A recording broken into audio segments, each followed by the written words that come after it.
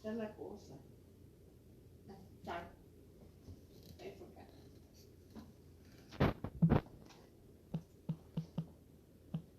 ¿Qué anunciar?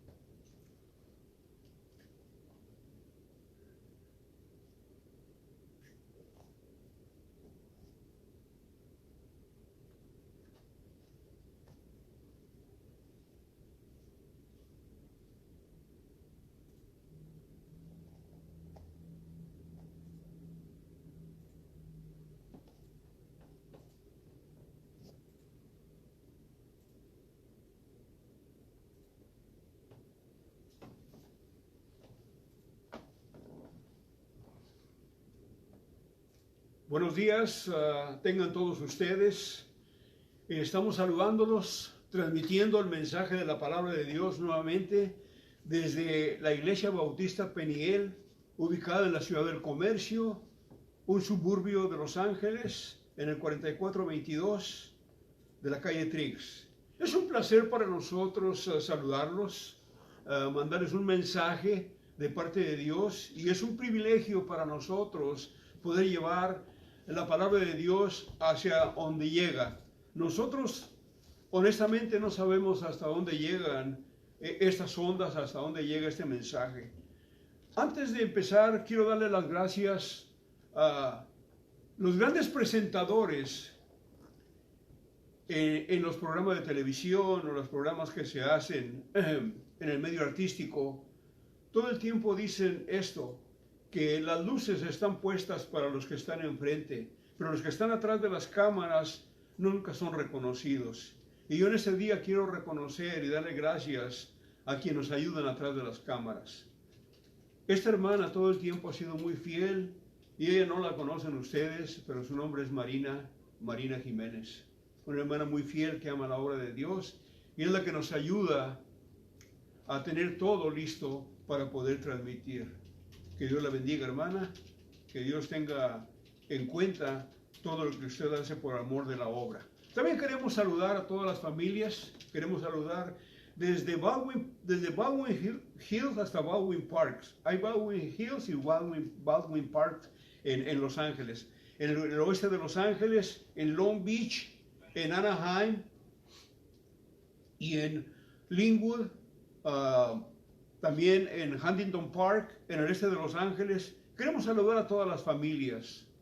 Tenemos la familia Martínez, con siervos de nosotros que nos escuchan, nos ven. Hermanos, que Dios los bendiga, que Dios les dé mucho para ustedes también, que nos hemos detenido ahora con lo que está pasando con esta pandemia. A todas las familias que nos escuchan en diferentes partes del mundo, nos escuchan en México, en Perú, en Puerto Rico y aquí en Estados Unidos, en Colorado, a los que nos están mirando. Quiero mandar un saludo al licenciado Iván Diegues, que nos ve en México, en Guadalajara, en Zapopan. También en la Ciudad de México nos mira otro licenciado que se llama Rubén Mendoza. Saludos para todos ustedes, a todos los que nos escuchen, y si no menciono a nadie más, el Señor sí conoce quienes están mirando y quienes tienen esa disposición de vernos. El mensaje de este día es: Dios bendice a las familias que con humildad lo buscan, basado en el libro de Crónicas, en el capítulo 7, versículo 14, 7:14 de Crónicas. El libro da estos eventos y habla de esta manera. Y dice: y si se humillare mi pueblo, sobre el cual mi nombre es invocado, y oraran y buscaran mi rostro, y se convirtieren de sus malos caminos, entonces yo oiré desde los cielos y perdonaré sus pecados y sanaré su tierra. Vamos a invocar el nombre del Todopoderoso. Señor, tu siervo viene delante de tu presencia invocando tu nombre para que tú, Señor, seas glorificado en todo lo que voy a decir. Yo solamente soy tu siervo. Quizás lo que yo diga no vale mucho, pero tu palabra sí, Padre, porque tu palabra es verdad, tu palabra es vida. Tu palabra, Señor, renueva corazones, tu palabra entra, penetra, y tu palabra, Señor, todo el tiempo va a estar viva, porque tú dices en tu palabra, Señor Jesús, que el cielo y la tierra pasarán, pero tus palabras no pasarán. Gloria a Dios por ello, Señor. Bendito seas ahora y por siempre. Tu siervo te alaba y te da gracias por darme la oportunidad de llevar tu mensaje a estas familias. Gracias por todo, Señor, en tu Hijo amado Jesucristo. Amén. Sean todos bienvenidos.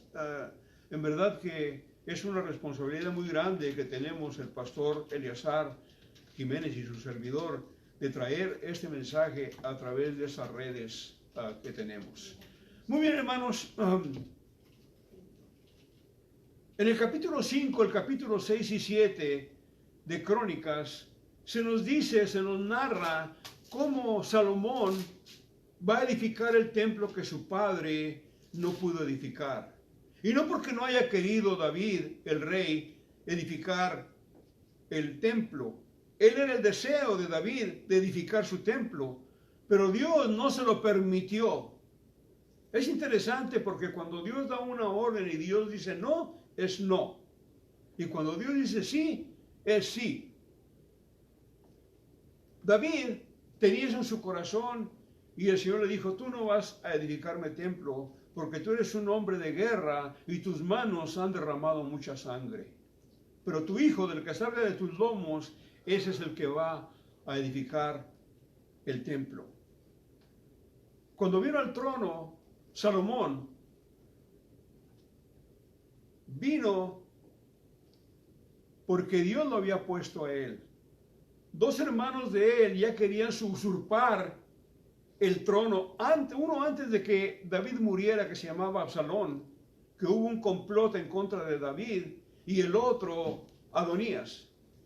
Adonías ya quería, como él era el primogénito, Adonías quería ser el que iba a ser el rey de Israel, pero Dios tenía preparado a Salomón. Es interesante porque cuando Dios escoge y Dios dice este va a ser, ese va a ser, no importa lo que los demás digan o lo que pase. Salomón viene al trono de Israel, a ser rey de Israel. Y Salomón, siendo muy joven, él sabía la responsabilidad que tenía delante de Dios y delante del pueblo de Israel. Entonces él era muy joven. Inclusive, si usted lee el libro de Crónicas al empezar la historia, David dice, cuando ora, le dice al Señor, te pongo a mi hijo porque él es muy tierno, por favor ayúdalo, que él no se salga de los caminos. Empieza a orar, a hacer una oración por Salomón. Salomón era muy joven. Entonces Salomón hace una oración y le pide a Dios que le dé sabiduría para poder guiar a ese numeroso pueblo o esa numerosa nación de Israel. Y Dios se agradó de la oración de Salomón, al tanto de que Dios le dijo a Salomón, como no me pediste poder ni me pediste riqueza, solamente que te diera sabiduría y entendimiento, yo te voy a dar sabiduría, te voy a dar riquezas y te voy a dar poder. Y dice en la Escritura que no había, ni hubo, ni habrá todavía hasta este tiempo un rey tan poderoso, tan sabio y tan rico como Salomón.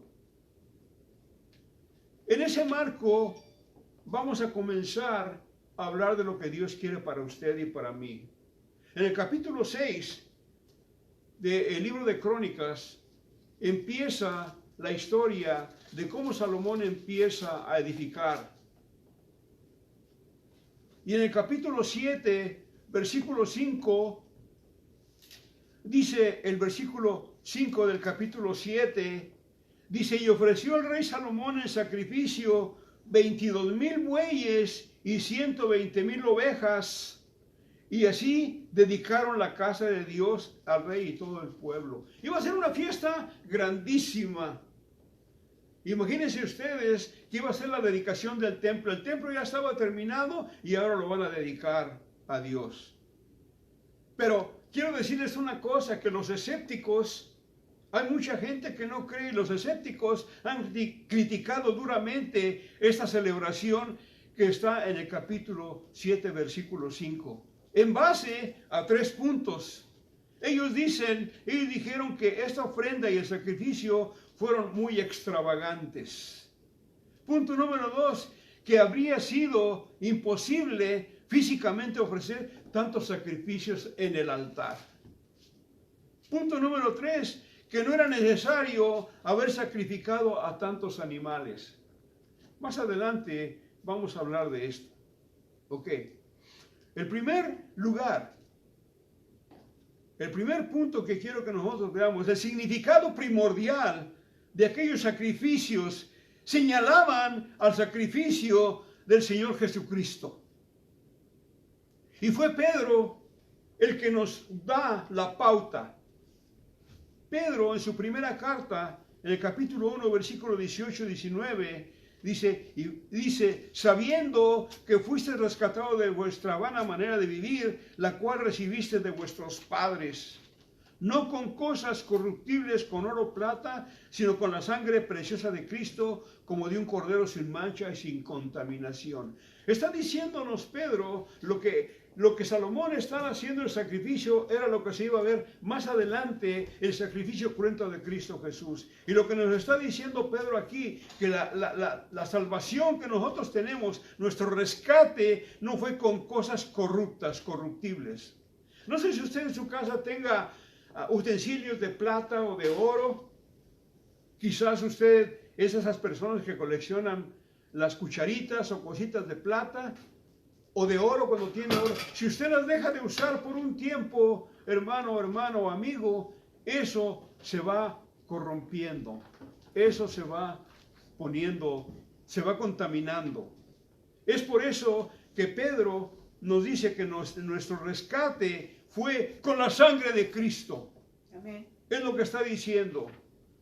Entonces, esta ceremonia, en primer lugar, no fue una exageración, lo sacrificado, y constituyó un gasto demasiado, no era una exageración. Estaba señalado hacia Jesucristo mismo como un testimonio gráfico y explicativo de la gracia de Dios para todos los tiempos y para todas las épocas de la historia. No se trató de un gasto inútil, porque la carne fue posteriormente utilizada como alimento. Yo en lo personal no creo que la hayan desperdiciado. La pusieron a toda la gente, le dieron, aunque en el holocausto la ofrenda era consumida totalmente por el fuego. También el pueblo comió de otras ofrendas, como por ejemplo las ofrendas de paz. Así que aquella fue una memorable ocasión para celebrar la fiesta que duró 7 días. Fíjense ustedes, imaginémonos, hermanos y amigos, una fiesta de 7 días, y en el 8º día hicieron una solemne asamblea para cerrar con broche de oro, porque estaban inaugurando, estaban dedicando el templo que nunca se había edificado una casa así. Sin embargo, Salomón reconoce y dice que esa casa, aunque era muy bonita, toda tapizada de oro, de plata, de bronce, dijo que no era suficiente para Dios. Porque dice, ¿cómo voy a poner a Dios en este lugar si Él no cabe en los cielos de los cielos? Por eso Salomón, en esta parte, él era muy humilde y reconocía todo lo que Dios le había dado.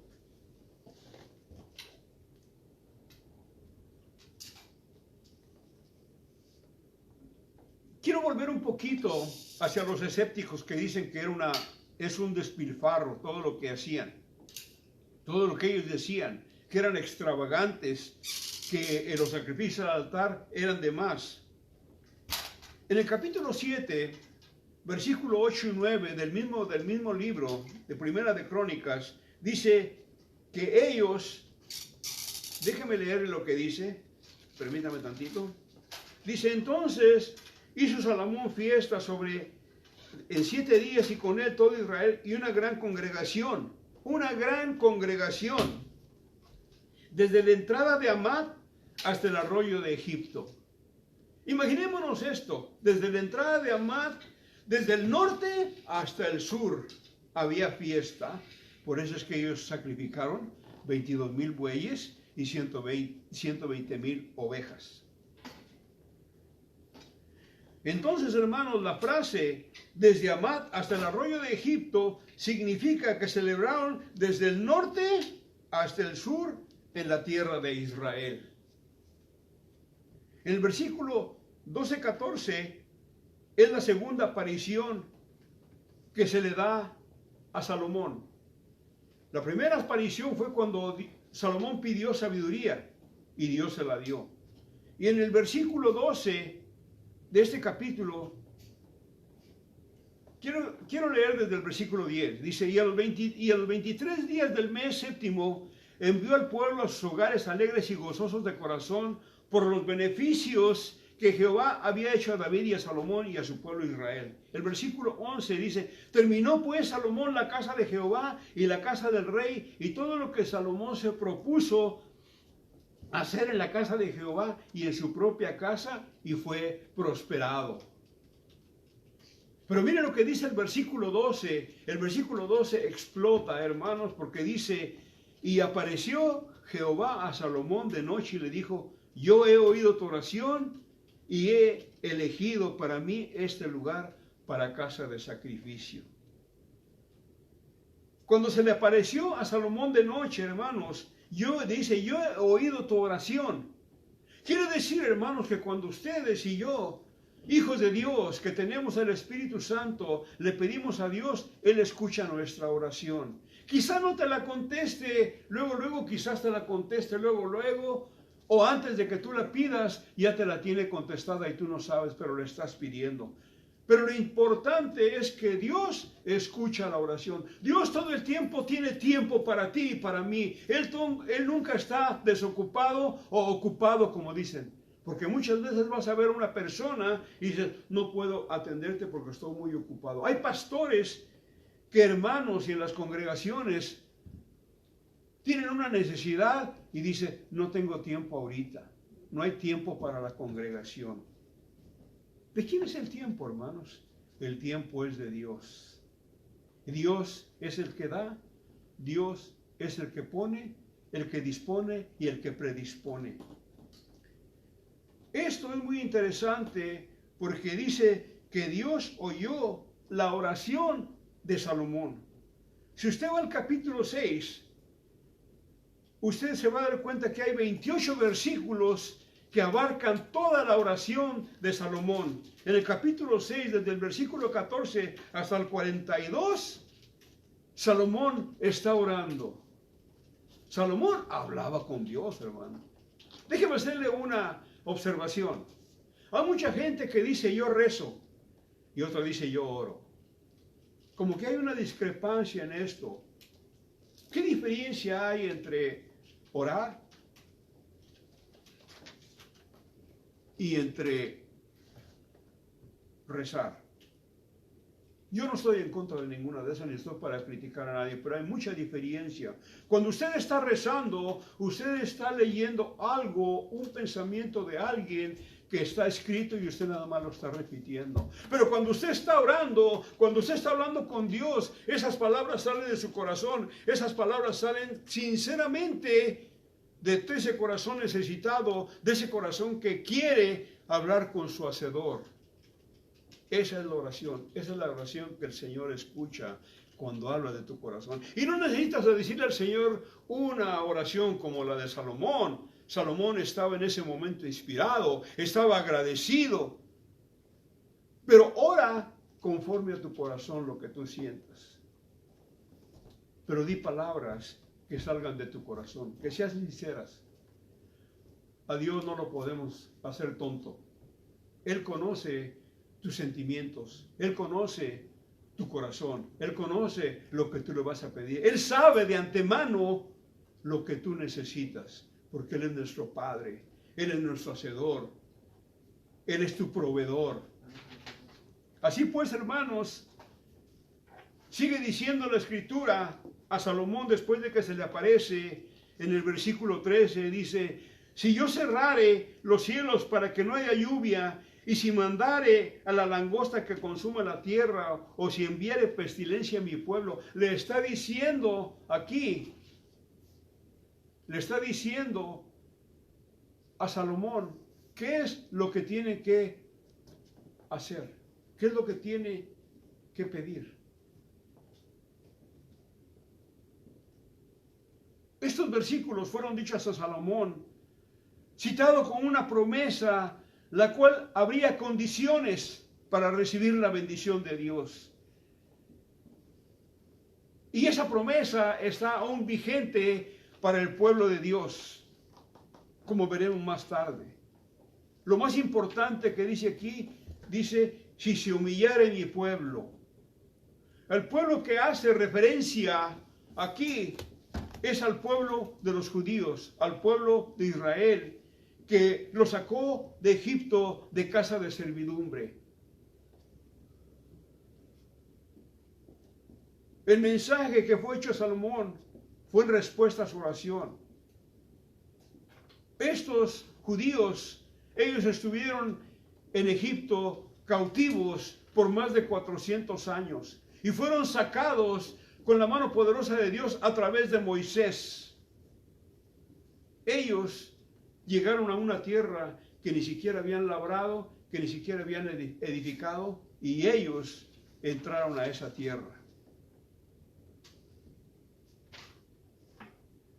Toda la revelación de la Biblia que Dios nos dio a sus siervos en diferentes épocas y en diferentes partes, todos los que escribieron la Biblia fueron diferentes autores, pero todos fueron guiados por el Espíritu Santo. Por eso la Biblia es un solo autor, que es el Espíritu Santo, y muchos escritores. Por eso la Biblia no tiene errores, porque está hecha y escrita por el dedo de Dios. El mensaje, como les digo, fue en respuesta a la oración de Salomón. Sin embargo, yo creo que este mensaje, esta promesa está vigente para nosotros en estos días que estamos experimentando esta pandemia, no solamente local, sino mundial.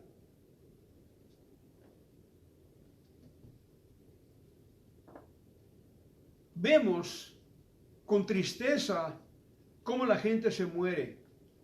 Vemos con tristeza que en muchos lugares ya no hay cavidad para los enfermos. Vemos con tristeza que en las funerarias ya no caben los cuerpos muertos. Sin embargo, por otro lado, vemos también a gente orgullosa, vanidosa, que no se humilla delante de Dios. Y hermanos, amigos, esto no le agrada al Señor. Dice: y si se humillare mi pueblo, sobre el cual mi nombre es invocado, y oraren y buscaren mi rostro, y se convirtieren de sus malos caminos, entonces yo oiré desde los cielos y sanaré su tierra. Dios le está diciendo a Salomón y a nosotros lo que debemos hacer para que Él escuche. Él escucha la oración. Ahora bien, si nosotros nos humillamos y oramos y buscamos y dejamos nuestra mala conducta, entonces Dios, como le prometió a los israelitas, les prometió 3 cosas. Primeramente les dijo que Él escucharía su oración. Y 2, que les perdonaría. Y 3, que les devolvería la prosperidad al país. Estas fueron condiciones concretas que Dios fijó a Israel, y la historia de ese pueblo demostró la exactitud y el carácter literal de esos eventos. Cuando uno va al Nuevo Testamento, encuentra en el Evangelio de San Mateo, en el capítulo 3, versículo 2, a Juan el Bautista diciendo: arrepentíos porque el reino de los cielos se ha acercado. El Señor Jesús repitió aquella demanda, llamando a la nación a que se aceptara, a que se arrepintiera y aceptara sus condiciones para que las promesas de Dios fueran efectivas y cumplidas. Esa fue una oferta legítima. En nuestro tiempo, los israelitas, los judíos, han sido dispersados por todo el mundo. Ellos, hasta el momento, no pueden tener paz en esta tierra. ¿Por qué? Porque no han cumplido con esas condiciones. Esta es una interpretación literal y lo podemos ver en el Medio Oriente. Hasta la fecha, ellos siguen en guerra. Ahora, veamos la aplicación. Este versículo tiene un mensaje para usted y para mí y para todos los que quieran aceptarlo. Pero lo primero que tienen que hacer es aceptar a Jesucristo, al que lo está diciendo. Y como es para nosotros, no lo podemos hacer a un lado. Dios me lo dirigió a mí, yo lo puedo tomar personalmente. Creo que tiene un llamado en esos tiempos, en donde dice mi pueblo. Ahora bien, viene la pregunta, surge la pregunta: ¿quién es el pueblo de Dios en este tiempo, en el siglo XXI? ¿Quién es el pueblo de Dios? En el antiguo sabemos que son los judíos, los israelitas, pero en este tiempo, ¿cuál es el pueblo de Dios?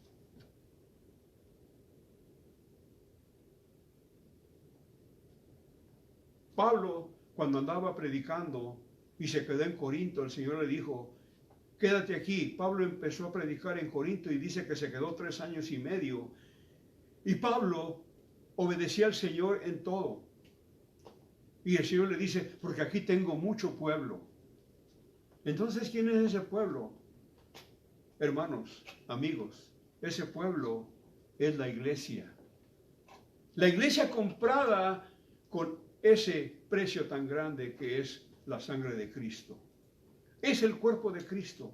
Es el pueblo de Dios en este tiempo, formado por los que han aceptado a Jesucristo como su único y suficiente Salvador. Los que han dejado atrás su vida y vienen a una vida nueva. Amigo, este es un mensaje para usted. ¿Quiere pertenecer a este pueblo? Usted lo puede hacer solamente en arrepentimiento, en aceptación y en confesión. El apóstol Pablo, cuando estaba en prisión, mandó unas cartas hacia las iglesias. Las mandó con Epafrodito y con Filemón. Y mandó las cartas a los efesios, a los colosenses, a los filipenses y la carta de Filemón. Pero mandó 2 cartas que se llaman cartas pastorales. Y esas cartas pastorales fueron dirigidas exactamente para sus pastores, a los que él había ayudado, a los que él había instruido, porque él había mirado cómo Dios usaba a estos jóvenes para trazar la palabra de Dios. ¿Quiénes eran estos jóvenes? Uno era Timoteo y el otro era Tito. Timoteo, al que había encontrado muy joven y se lo llevó, y Tito. Y en la carta a Tito, el Señor nos dice esta forma. Dice: quien se dio a sí mismo por nosotros para redimirnos de toda iniquidad y purificarnos para sí un pueblo propio, celoso de buenas obras. Aquí está. El pueblo vigente en este tiempo es la iglesia, el cuerpo de Cristo. Pero la naturaleza humana es muy orgullosa. Por eso se nos reprende para que seamos humildes. El apóstol Pedro, en su epístola, en su primera epístola, en el capítulo 5, versículo 5, versículo 5, dice, pero Dios resiste a los soberbios y da gracia a los humildes. Eso es lo que dice la palabra de Dios en esa epístola. Entonces, la humildad, Dios la acepta, pero el orgullo lo rechaza.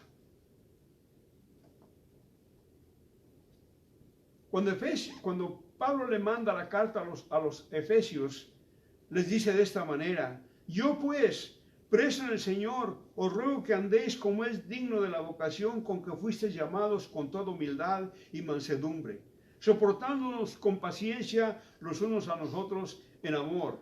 Efesios capítulo 4, versículo 1 y 2. Pero ¿qué pasa con la humanidad? Rejegos, arrogantes, orgullosos. Y lo podemos ver, hermanos.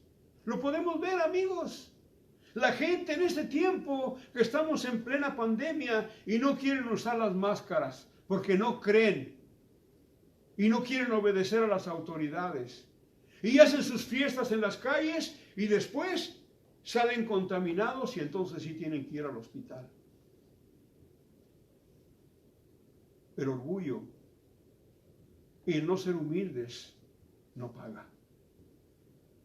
Porque Dios dice que Dios resiste a los soberbios, pero da gracia a los humildes. Tenemos que tener humildad. No solamente para con Dios delante de Él, sino para nosotros, entre nosotros, unos con otros. Sigue diciendo, la Escritura dice, si oraren. Hay varios pasajes de la Escritura, muchos pasajes en el Nuevo Testamento, pero Jesús dijo a sus discípulos que velasen y orasen. Cuando Jesucristo ya iba a ir a la cruz, Él quería que le ayudaran a orar y los discípulos se quedaron dormidos. Y el Señor, en la humanidad de Él, quería que oraran por Él.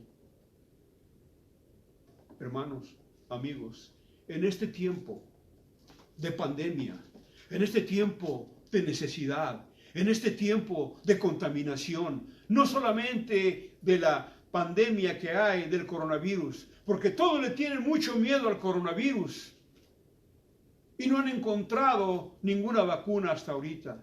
Pero nadie le tiene miedo a la contaminación del pecado. Y para el pecado sí hay una vacuna, y esa vacuna se llama Jesucristo, que es el que la da a través de su perdón, a través de su sangre, a través de su sacrificio, a través de su resurrección.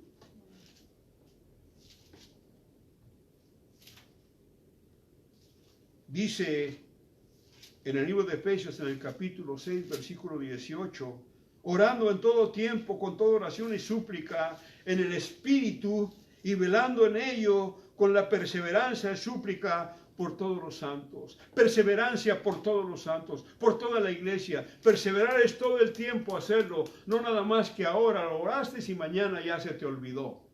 Porque el Señor nunca nos deja el alimento. Él no dice, te doy de comer mañana o quién sabe, o la semana que viene, no sé.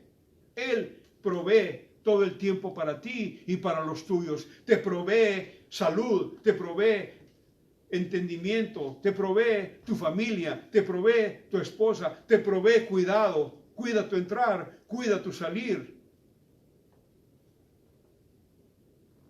En el mismo versículo dice, y buscar en mi rostro. En el libro de Colosenses, en el capítulo 3, versículo 1 y 2, dice, si pues habéis resucitado con Cristo, buscad las cosas de arriba, donde está Cristo sentado a la diestra de Dios. Poned la mira en las cosas de arriba y no en las de la tierra. Y sigue diciendo en el versículo 14, y se convirtieren de sus malos caminos.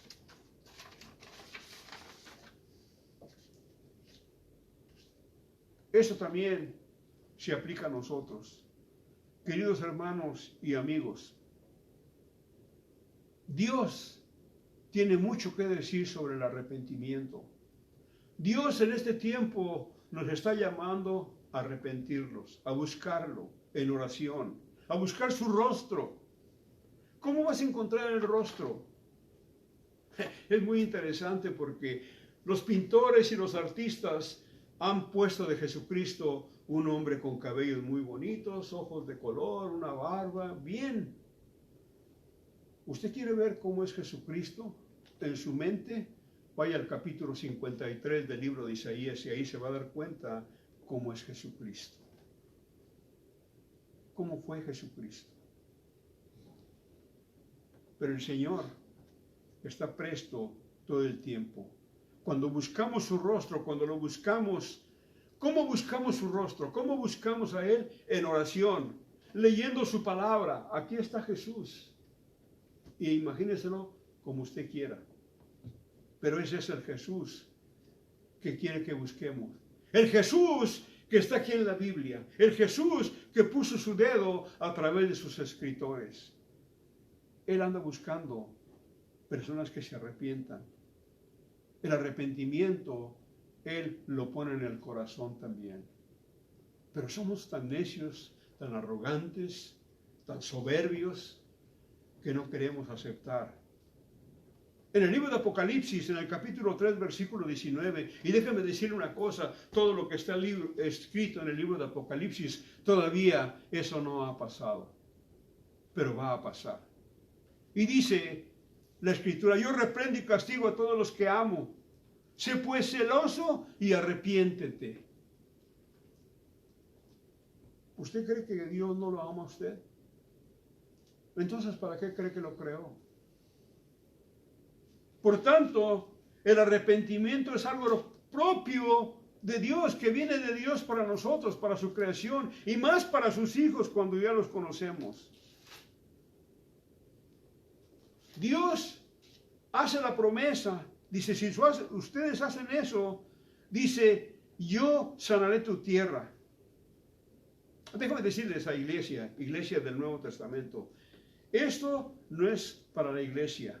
Yo no encuentro, si usted hermano, pastor o hermanos que tienen más entendimiento sobre la palabra de Dios y lo buscan en el Nuevo Testamento pueden encontrar, pero yo no encontré ninguna promesa que se le dé en donde Él va a sanar tu tierra. Donde Él diga que hará eso. No hay ninguna promesa que Dios le diga a eso o que garantice eso a una bendición material hacia la persona o hacia la iglesia. Pero sí, lo que sí promete que al estar unidos a Cristo somos bendecidos. Queridos hermanos, hermanas, esta clase de bendición espiritual solamente las da Dios a través del Espíritu Santo, que es el que está guiando a la humanidad, que es el que está guiando a la iglesia. Espiritualmente hablando, éramos extranjeros, enemigos de Dios, pero hemos sido hechos hijos de Dios a través de la redención de Cristo Jesús por su sangre, y nuestros pecados han sido perdonados. El Espíritu de Dios nos transforma siguiendo el modelo de Cristo, nos consuela y nos da fuerza para nuestra vida diaria. El cielo es nuestro hogar y nuestra meta, la Nueva Jerusalén. Hemos sido liberados del castigo, de la condenación, y estas son pues nuestras bendiciones, que van mucho más allá que la promesa de una tierra próspera. Esas son las bendiciones para nosotros. Y sanaré tu tierra. El Señor está más interesado en sanar tu corazón para que te vayas con Él que la tierra. Eso Él lo sabe y Él lo va a hacer. Quiero concluir. Les diré que sin sacar del contexto este versículo de 7:14, que no ha sido directamente para nosotros, aunque lo podemos usar y aplicar a nuestras vidas, junto con los mandatos y la interpretación del Nuevo Testamento. Si usted quiere las condiciones que Dios le dio a Israel, usted ya se dio cuenta cuáles son las condiciones que hemos visto. En el Nuevo Testamento son para el creyente el día de hoy, pero también lo que nos dice es para nosotros. Como les he dicho, no se puede sacar un versículo de su contexto. El versículo 14 nos dice que si se humillare mi pueblo, sobre el cual mi nombre es invocado, y oraren y buscaren mi rostro, y se convirtieren de sus malos caminos, entonces yo los oiré desde los cielos, y perdonaré sus pecados, y sanaré su tierra. Cuando usted y yo hacemos eso, mire lo que dice, y con esto termino. El versículo 15 dice, ahora están abiertos mis ojos y atentos mis oídos a la oración en este lugar. El versículo 16 dice, porque ahora he elegido y santificado esta casa para que esté en ella mi nombre para siempre, y mis ojos y mi corazón estarán ahí para siempre.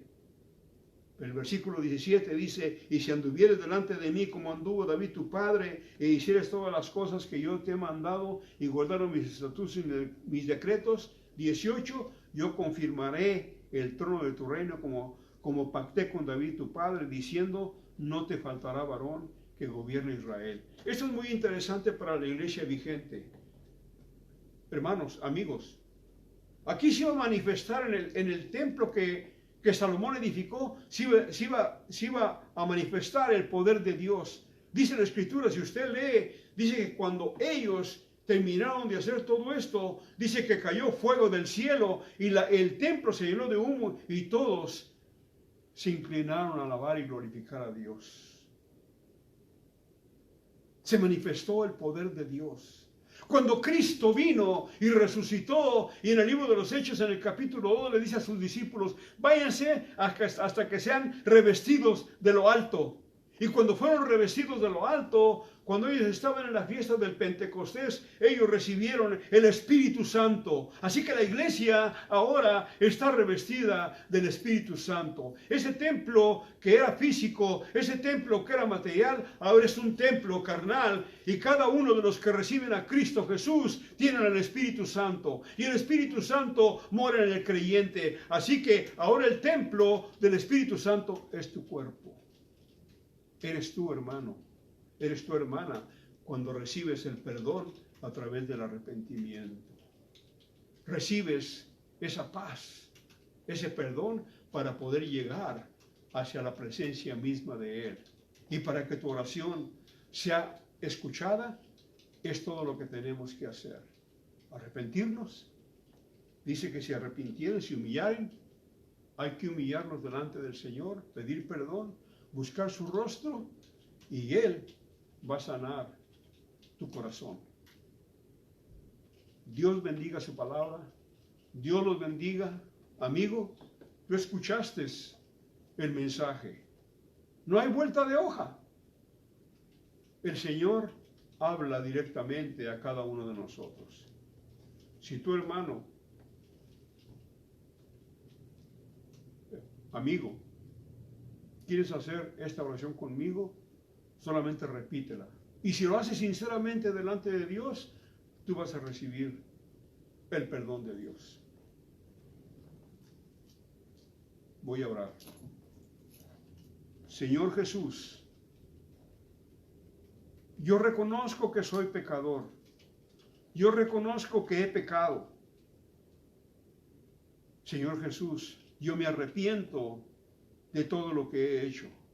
Y yo quiero, Señor Jesús, que tú me perdones en este día. Que tú perdones todo lo que yo hice alocadamente. Que tú seas para conmigo. Que tú me recibas como tu hijo. Y que yo sea parte de ese pueblo que tú tienes, que se llama iglesia. Gracias, Señor, porque yo sé que tú eres un Dios perdonador. Cuando ves que yo me estoy humillando delante de ti porque tú lo dices y te pides sinceramente perdón. Gracias por recibirme, gracias por perdonarme y gracias. Ahora, Señor, te pido que de aquí en adelante tú seas para conmigo y me guíes. En tu bendito nombre yo oro. Amén. Si usted hizo esa oración, ahorita es muy difícil encontrar una iglesia abierta, pero si encuentras un hermano, vea la Biblia, lea la Biblia y usted va a encontrar toda esa sanidad para su alma a través de la Escritura. Dios los bendiga. Dios los bendiga. Queremos también, antes de irnos, mandar un saludo a Daniela, a Genevieve, a Patricia, al pastor Natividad en Monterrey, al hermano Martínez Gerardo, a la familia Cardoso, a la familia Sagún, a Beatriz Díaz. Pero también quiero hacer énfasis en una hermana que es la matriarca de aquí de la iglesia. Es una hermana que es la que tiene más años de edad, pero que es una hermana muy fiel. Se llama María García. Dios los bendiga. También tenemos amigos, como les digo, en Huntington Park no hemos escuchado de María Rodríguez.